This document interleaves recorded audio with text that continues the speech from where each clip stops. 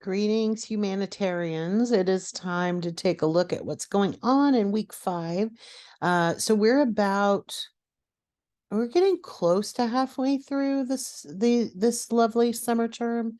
Summers are always a little bit interesting with the length. It's a little bit shorter than a normal semester, but same amount of work. So funny how that works out. I did want to take a quick look at the syllabus, especially now that we're getting kind of in the middle. It's a little bit harder to keep track of where we are. So I wanted to take a quick look.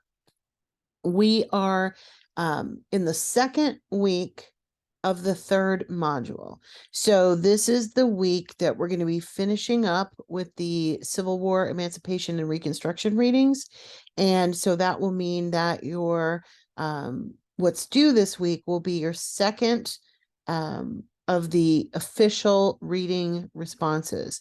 I called it a reading and activity response for this class because, of course, we have music and all kinds of other things. So, but what have you learned? What did you find interesting? And you'll be presenting that to the rest to tie up the loose ends of this particular one. I will mention that next week we are beginning with the Harlem Renaissance, and that is always an extremely popular time period for this class and really in general. Modernism in the British and non-African American writing world is the period with T.S. Eliot and Ernest Hemingway and F. Scott Fitzgerald, the good old Great Gatsby. It was quite a rousing period in literary and artistic production, and no different for African American writers. The Harlem Renaissance maybe began a bit later than the modernist period amongst the non-African American writers, and lasts a little bit later, but extremely popular and extremely creative period. Many of you will already be familiar with some of the writers. Probably the most often identifiable is the poet Langston Hughes. Most of us, I think, throughout our secondary education, usually during African American History Month, but were exposed to Langston Hughes' poetry.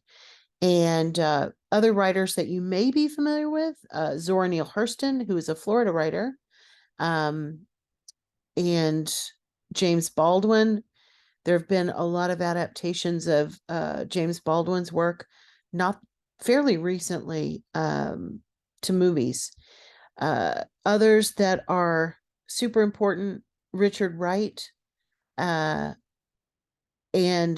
Ralph Ellison, who, while both are creative writers, kind of mirror some of the things we talked about in this era when we looked at the differences between, say, Booker T. Washington and W.E.B. Du Bois. So we'll see that kind of continuation of that.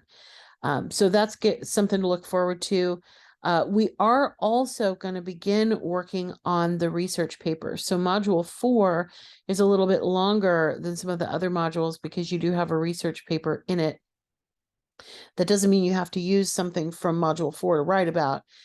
So one of the things you might be thinking about this week as we're heading that direction is if you had to choose something from the African origins and slavery era or Civil War, Emancipation, and Reconstruction to focus on in a research paper, what do you think it might be? So be thinking about that as we finish up with module 3 this week.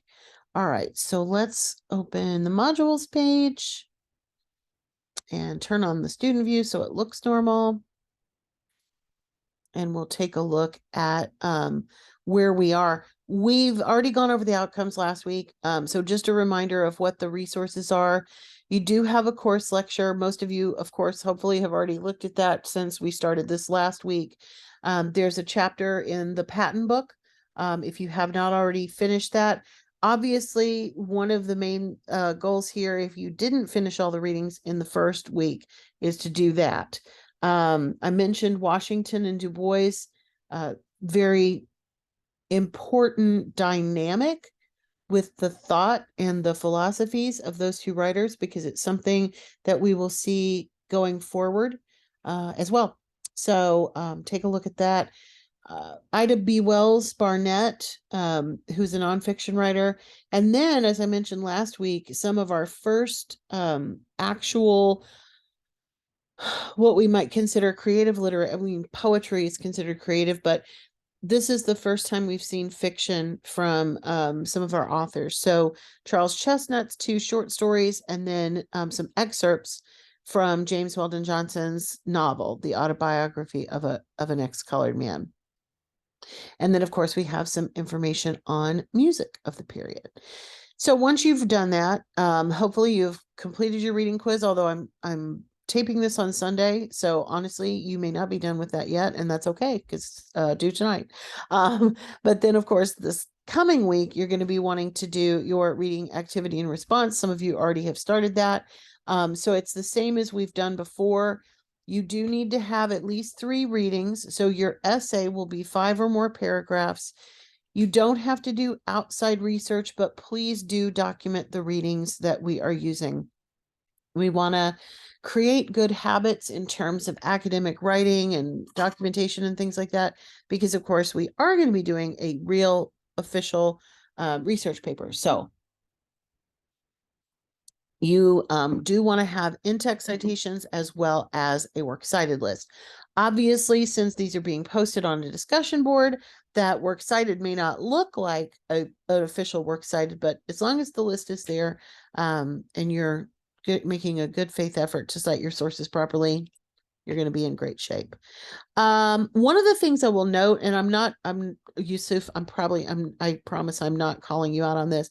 One of the things I will note for you, and this is going to become important, especially as we get into the research papers, but one of the hardest things I think sometimes with writing for academic purposes is keeping track of how to format titles, how to format, like how to know when to use italics, when to use quotation marks, all that good stuff. So just as a reminder, if you are writing about a poem or a short story or an article or a song, those titles are going to have quotation marks. If you are writing about a book of any kind, whether it's a fiction or nonfiction, if you're writing about a play, if you are writing about an album that songs might be included on, a website title as opposed to the page, we're going to use italics. Novels, for example, use italics. And I always try to do it for you on these lists. So you'll notice Up From Slavery and The Souls of Black Folk and The Autobiography of an Ex-Colored Man are all in italics, but Poe Sandy, The Gooford Grapevine, Unwritten Law, those are all part of something larger. Those are all in quotation marks. This is the title of the page on the web, The Evolution of African American Music. So that's a title that would be in quotation marks. And if you ever have any questions about that or want to review it, just a quick Google search will take you to some really good tools for that. I always recommend having a bookmark for the Online Writing Lab, or OWL, at Purdue University, which has answers to everything about everything. So, but if you need any help with it, let me know. I will try to keep reminding you and keep giving you good samples that have the right kinds of work that way. But just be cognizant that there are rules and regulations for those kinds of things. All right.